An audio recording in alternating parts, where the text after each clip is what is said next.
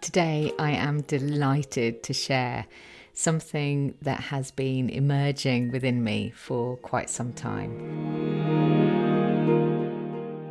Welcome to the Henny Flynn podcast, the space for deepening self-awareness with profound self-compassion. I'm Henny. I write, coach and speak about how exploring our inner world can transform how we experience our outer world, all founded on a bedrock of self-love. Settle in and listen and see where the episode takes you. It's called A Piece of Quiet, and it is a weekly pause, a space where you can come home to yourself, a calming audio with an optional flow journaling prompt. I'm sharing the very first episode with you. It comes right at the end of this episode of the Henny Flynn podcast.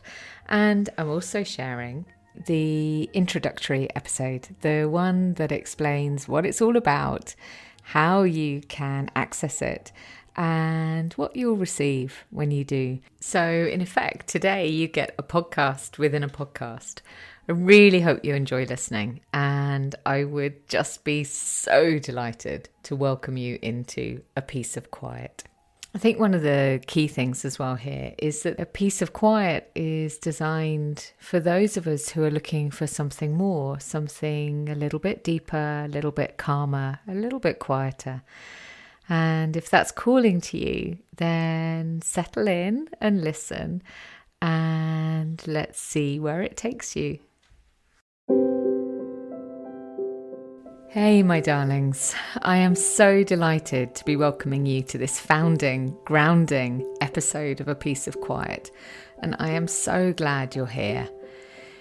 If you've already subscribed, hooray! Have a listen. Hopefully it will help you get settled into our time together. And I'm going to share a few reflections about why we're here and how I see this space evolving.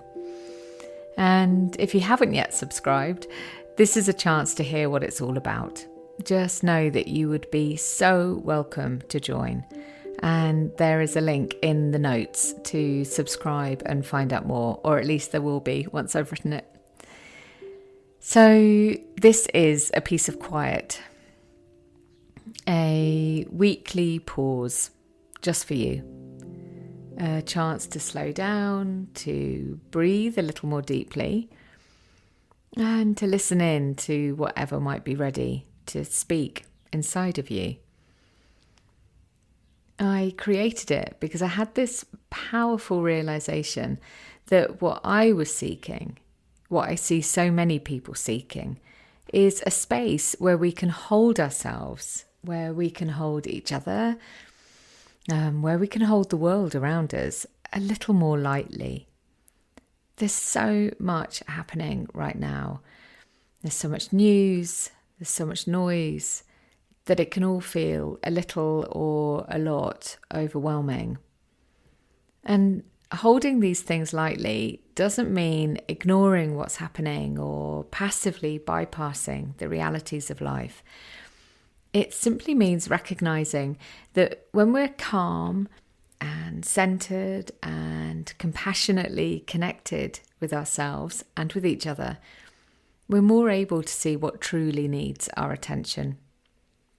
And we're more able to tend to that need in the most useful way we can. So for me, these moments of pausing, they help us tap into that practical compassion that I often talk about, where we're able to reflect and respond to the world without getting, sort of crowded out by our conditioned reactions, those old stories or learnt behaviours that are trying to keep us safe and can sometimes get in our way. And I say that with so much love, of course. So I'm going to email you each new episode as they come out. And depending when you join us, you can always go back and listen or re-listen from the start. You'll find all of the episodes on our dedicated podcast webpage with my reflections and that day's journaling prompt. So you might listen with a pen in your hand ready to journal, or you might listen while you're out walking or resting. That feels nice. Or even when you're doing the washing up, as a kind of mindful practice, as Thich Nhat Hanh might invite us to do. However these episodes find you, I hope, my intention is that it feels like a kind companion, a piece of quiet in your week. So, because this is a private podcast, you're not going to find it on Apple or Spotify. But when you subscribe, you will be sent a link with simple instructions for how to add it to your favourite podcast app. And if that all feels too much when it reaches you, just ignore it and listen via the links I send you each week. And, each episode is designed to be quiet in its own way. And they include a gentle reflection, sometimes simply a mindfulness practice, and sometimes including something drawn from my own journals. This space will evolve as we go. And at the end of each one, I'll offer a carefully crafted flow journaling prompt.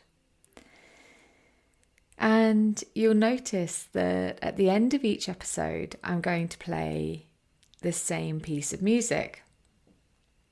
It's called Love Forever, which feels rather perfect. And it will play for 10 minutes. Now you could use that as your timer for your journaling, and it's there if that's useful. I find this approach useful for me. It creates a Pavlovian response in me, so my body and my mind know that it's time to settle and write. And you might find the same or not. Either is okay. Just see what works for you. I also want to just touch very briefly on ways to approach the prompts. So if you're already familiar with flow journaling, that is so wonderful, and I am beyond excited that this practice has also spoken to you. This deceptively simple act of putting pen to paper has informed my own life in so many ways. And when I wrote my first book on journaling, In the Flow, I wrote that journaling saved me. And it is such a big statement. And it still feels so true. So I have a loving, reciprocal relationship with my journal. Maybe that resonates with you too. I see, I believe, I feel that there is something incredibly wonderful within each of us. A kind, wise voice. And I believe it's available to us all when we listen deeply, when we choose to hear it. And for me, flow journaling is how I connect with that voice. Not always, of course. Sometimes my journal feels like nonsense. And that's absolutely okay. If I look back through my own journals that are beside me on the shelves as I sit here speaking with you, I know that there are some pages in there where it's simply me repeating the same sentence again and again because it was literally all that I had. However, I also know that even those entries are useful because that was what was surfacing within me. And fundamentally, it is always useful to let whatever's surfacing fall onto the page. And this is partly a practice in non-attachment, not being attached to having the perfect outcome, the right outcome, something that makes sense even, or something that is like full of, divine wisdom. Sometimes we might find that there are aspects of what we write where we go, wow, I can't believe I wrote it. And other times we might be like, wow, I can't believe I wrote it. It's all okay. We're not journaling for something. We're journaling as the practice. So for others, this kind of experience might be found through yoga or meditation or walking in forests or any other number of things. But my sense is that journaling is something we can layer into any practice. So if you're a practitioner and you're curious about how to share the flow journaling approach with your students or clients, please do reach out to me. Knowledge is, after all, power. So, to flow journal, there are 3 very simple points of guidance that I think hold true for all of us. Though, if you're familiar with me talking about this, you will know I am about to say there are no rules. My suggestion or invitation is to write that day's prompt at the top of your page and then simply let the words flow. Don't stop until the music ends or you complete the number of pages you've chosen to write that day. Simply write whatever comes up and then keep writing. And if you notice any judgment or criticism, this is the second point, by the way, if you notice any judgment or criticism or doubt coming in, that is okay. Let that be here. There's no need to suppress or ignore it. And there's no need to judge the judgment. Simply allow it. And if it's useful, write the words, how can I bring more compassion here? I really recommend noting those down at the beginning of your journal because they're such powerful guide rails. I'm not even sure if that's quite the right phrase, but like anchor, such a powerful anchor point to bring us back home. So how can I bring more compassion here? And then see what comes. Your wisdom knows the way. And then my third piece of guidance is at the end of your writing, close your book. Resist the urge to edit. It can be strong in all of us. You might want to go back to that day's entry later on. And sometimes, like I said before, our writing reveals some wonderful insights that it's useful to explore. But in general, I'd say let the words rest for a while because they've done their work.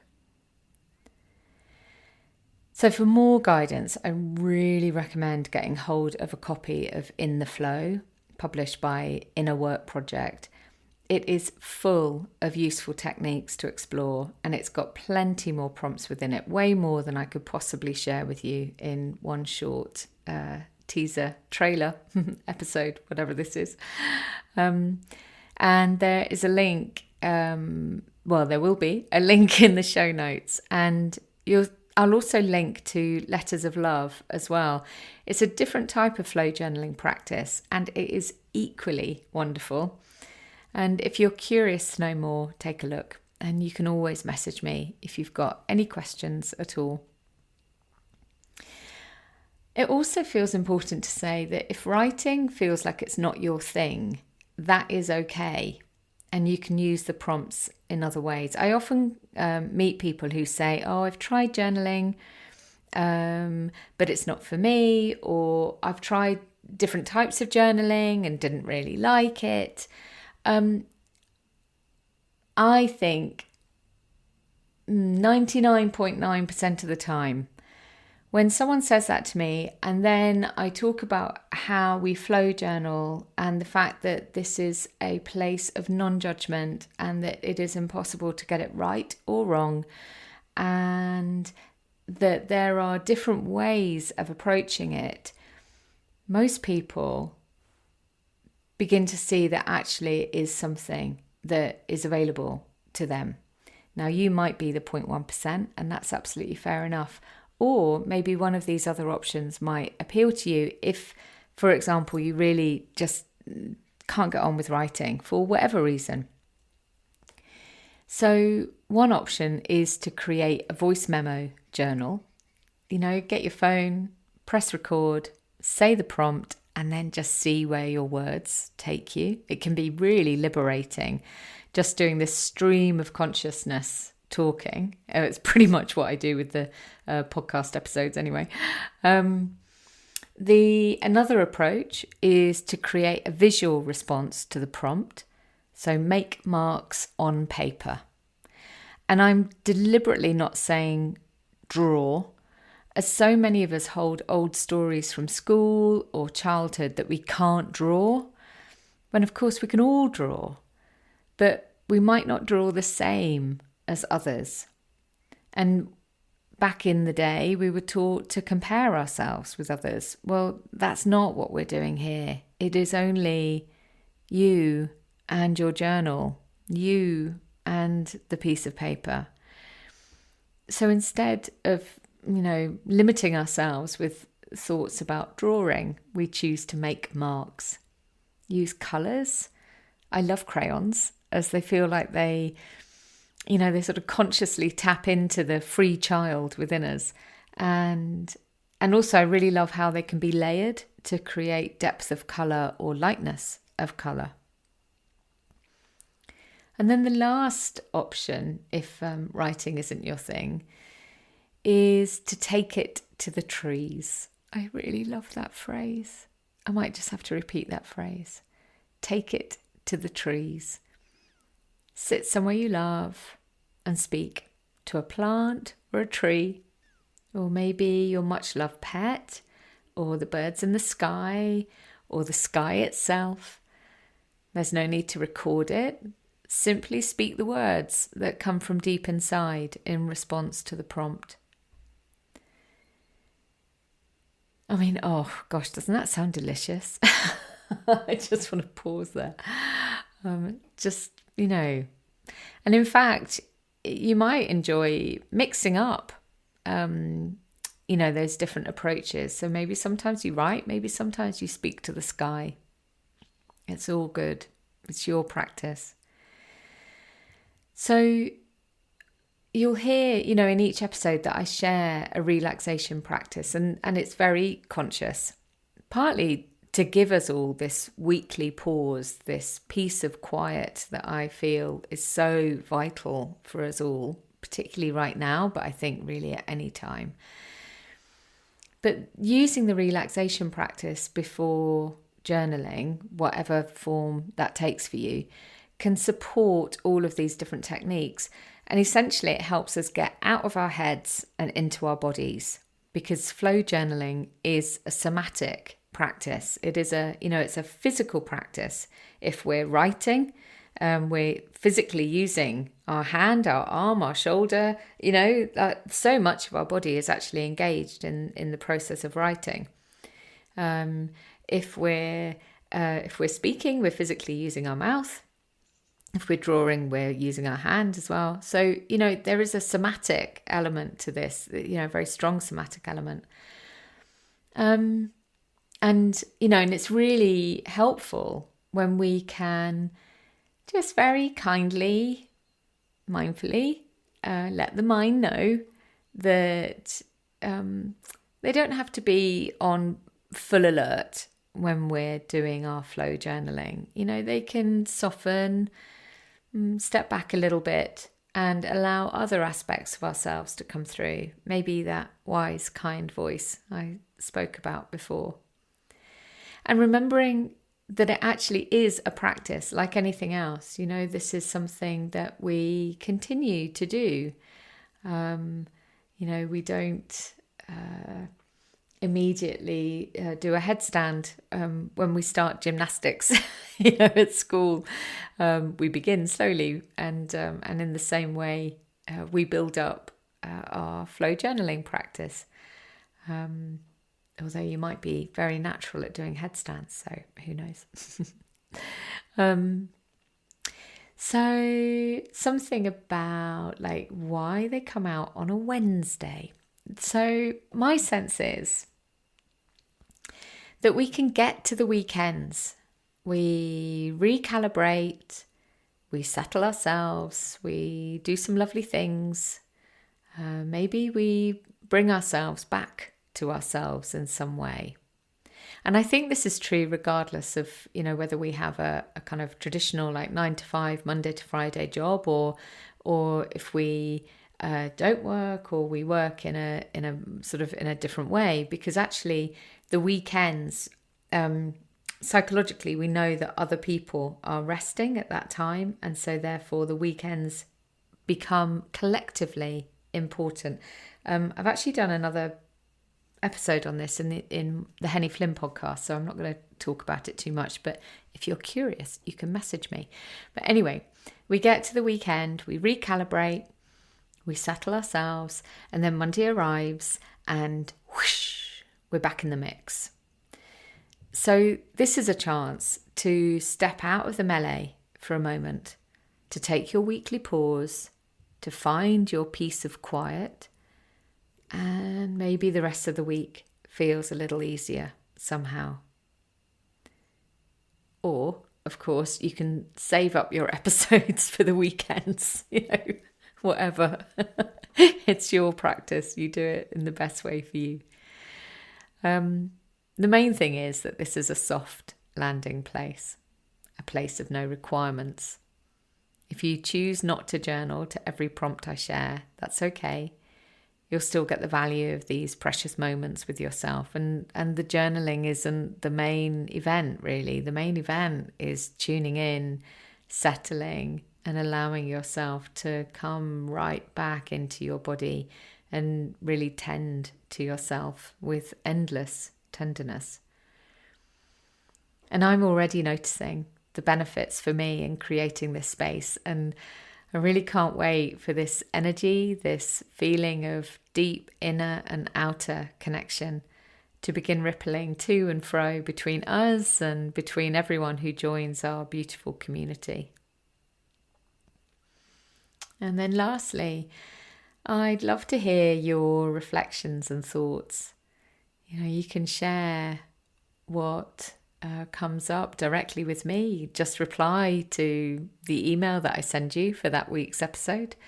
I'll read them all and I'll do my best to answer.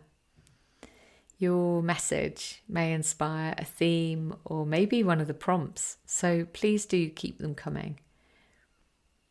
And if you'd like to share reflections with the wider community, you can use the tap to share link at the top of the show notes.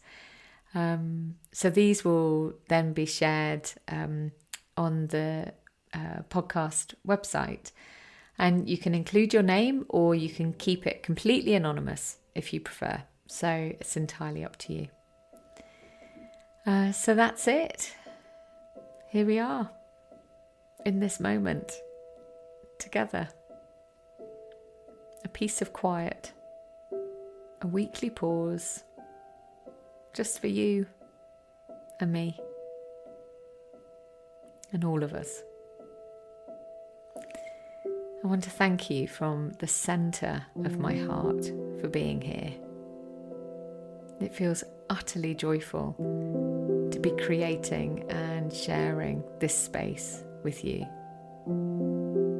And I look forward to writing with you, to being quiet with you.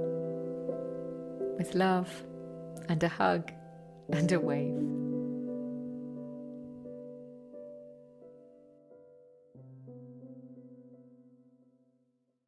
So if you'd like to keep listening and hear the very first episode of A Piece of Quiet, then please do.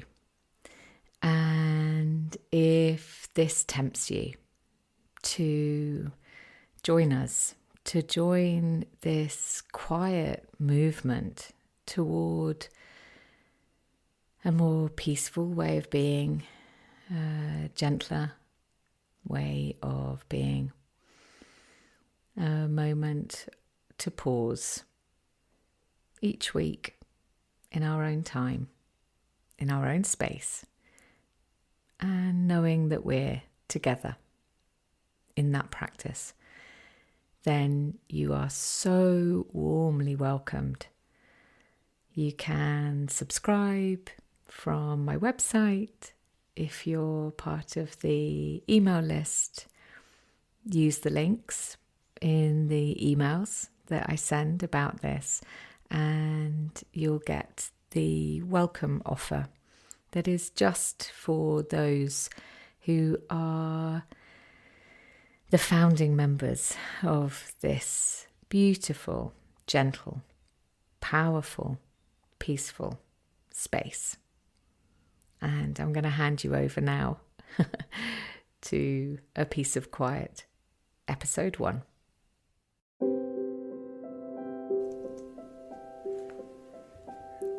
Hey, my darlings. And so here we are, ready to begin, ready to settle into a piece of quiet, a place for rest, restoration, relaxation, and calm.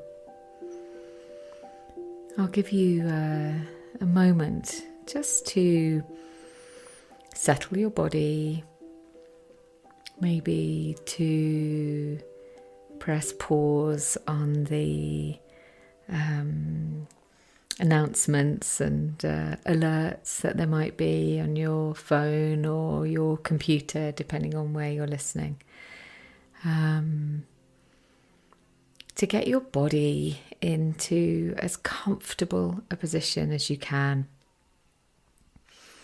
You know, whatever feels available for you right now. Maybe you're walking, maybe it's about slowing your pace and really feeling your feet on the ground, kissing the earth, as Thich Nhat Hanh would say. Maybe you're sitting like I am in a chair by a desk, and maybe you can soften your shoulders, allow your arms, your hands to rest, lightly, but with weight in your lap. Your feet flat on the ground. Maybe you're able to lie down. If we've been connected for a while, you'll know that's my favourite thing, is to lie down, perhaps even with a blanket or something pulled over you, just so that you can get super comfortable, even more cozy. So whatever it is that works for you. Listening in and responding to what your body needs. And gently closing your eyes or softening your gaze, so you're not focused on any one thing. Your gaze is soft and wide. Really, it's about allowing yourself to settle in the best way that you can in the environment that you're in right now. And allowing your breath to settle.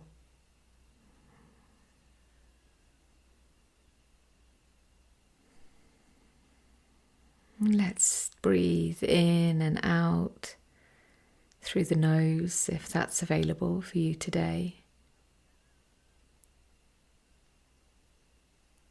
And just feel how it is.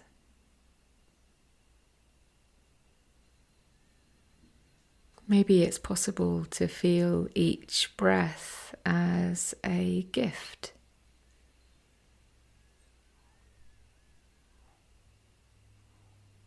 As a delicious sense of movement within your body, a means of connecting with your body in whatever way that resonates with you.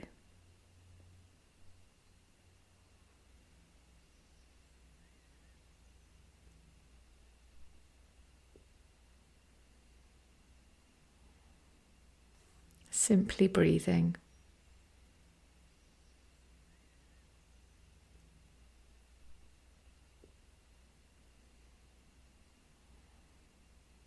And if there are thoughts that nudge against you, that's okay.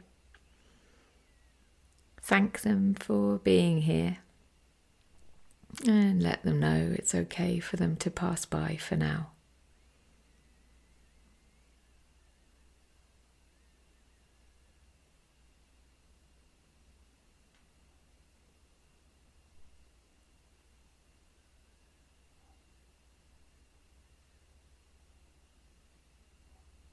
And keep returning attention to the breath.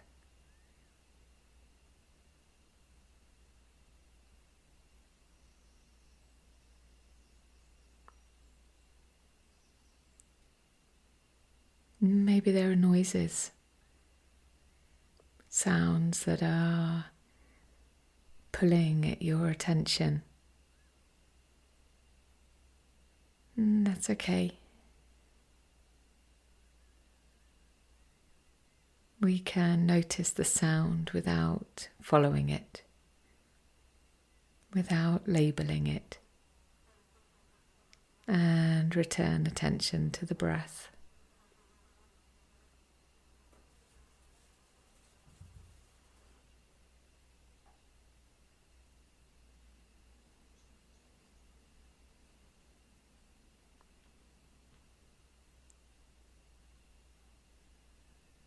And just feeling into how your body feels right now.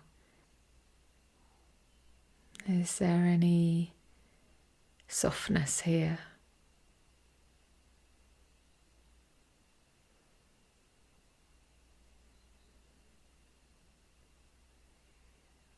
A sense of peace?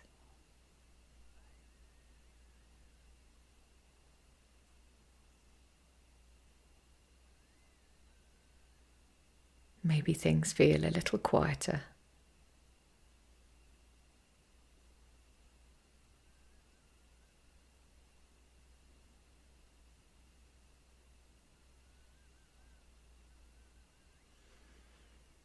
And the invitation is to take a deeper breath in through the nose, really feeling the chest, maybe the belly expand.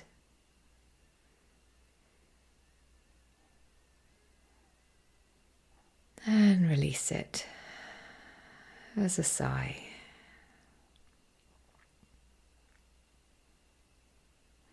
Let's do that again. In through the nose. Lovely, soft, deep inhale.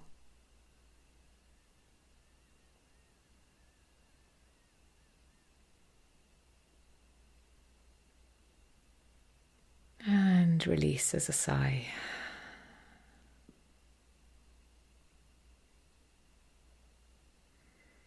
And with your eyes still closed, allow yourself to thank yourself for this pause, this piece of quiet. And softly blink open your eyes to a gentle downward gaze. And if you're choosing to write right now, to journal, then get your book and your pen. And I'm going to play a piece of music for 8 or 9 minutes that will accompany you as you write, if that's useful for you. And when the music ends, put down your pen, close your book, and your work is done. And the prompt today is, as I begin to write, I see... ... As I begin to write, I see.